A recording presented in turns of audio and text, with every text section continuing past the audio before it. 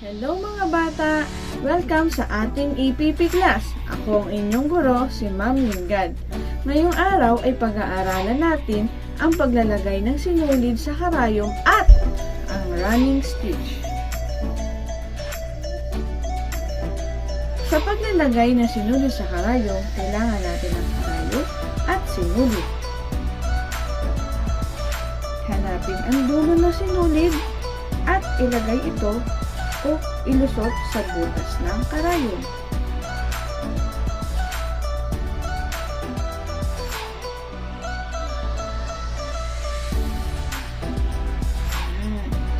Ngayon, kung nalusot na natin ang sinulid sa karayom, ay hilahin natin ang sinulid hanggang sa sukat ng ating isang kamay.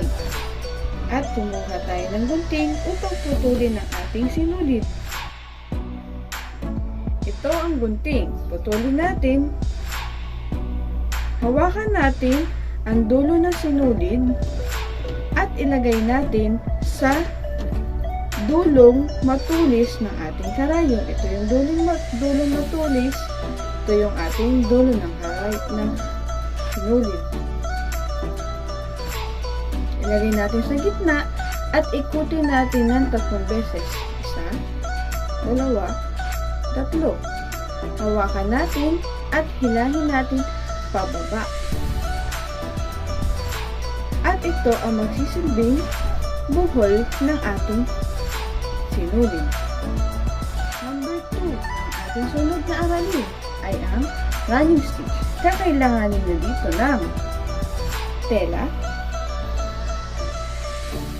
at ang ating karayom at sinulid na ginawa kanina.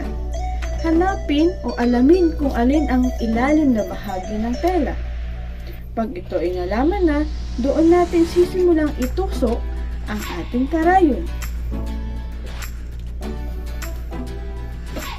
Hilahin hanggang dulo o kung saan mararating natin ang buhol.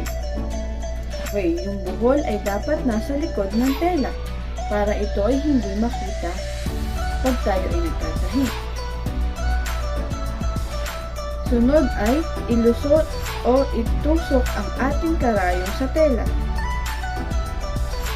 Hilahin pa ilalim hanggang sa dulo. Kunin ulit ang karayom at itusok ulit mula sa ilalim pataas ng tela.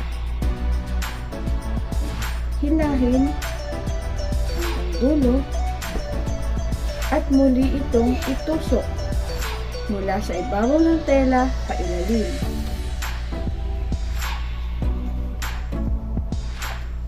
Okay. So ito ay ulit-ulit lang natin gagawin.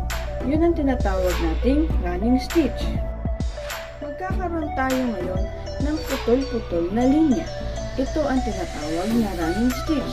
Ngayon naman ay tuturo ko sa inyo kung paano natin ilalak ang ating running stitch.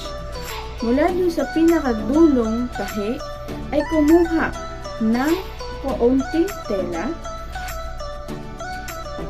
Hilahin natin dahan-dahan ang sinulid hanggang may matirang maliit na bilog.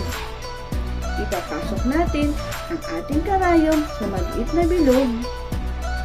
At saka natin tuluyang hihilahin ang ating karayom. Gawin ninyo ito ng 2 beses.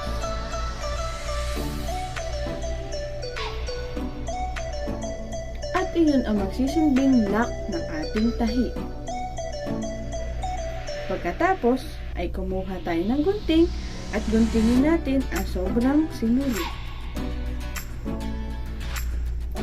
At ibalik natin ang karayom sa ating pin cushion para hindi tayo matusok mga bata. At meron na tayong running stitch. May natutunan ba kayo ngayong araw mga bata? Magaling!